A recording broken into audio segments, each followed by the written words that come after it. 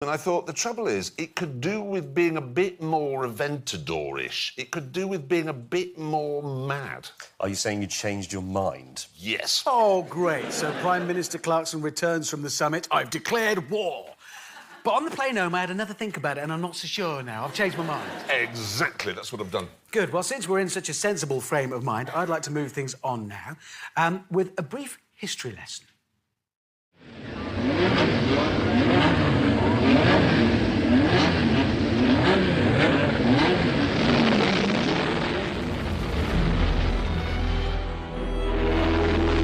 On April the 7th, 1968, a racing driver was killed in a Formula 2 race in Hockenheim, Germany.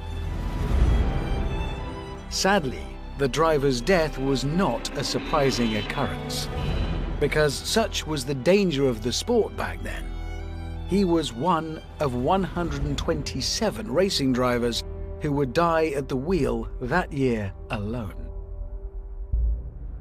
This time, though, the death sent shockwaves through the motorsport world, because it had just lost the man who was unquestionably the greatest racing driver of his day, and who many argue is still the greatest of all time.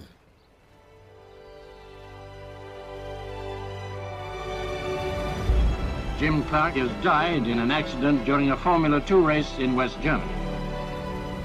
It was a terrible shock to everybody. It really knocked us all back. If there was anybody who was not going to have a fatal accident, it was Jim Clark, because he drove in such a way that he just didn't do the mistakes that other drivers did.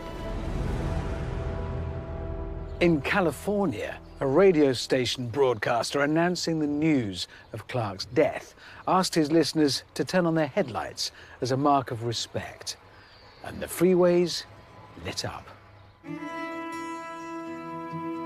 Such a huge global fuss would not have sat easily with Clark, because this shy, modest man, the son of a Scottish sheep farmer, was never one to trumpet his own skills.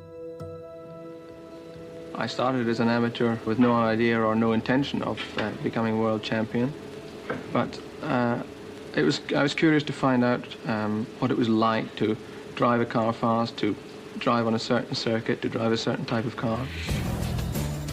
Having cut his teeth in sports car racing in the late 50s, Clark's speed and talent was spotted by Lotus boss Colin Chapman, who signed him for his Formula 1 team in 1960. Clark soon set the motorsport world alight, especially in this car. The Lotus 25, in which, in 1963, he won his first F1 World Championship. Oh my God! I am sitting where Jim Clark sat!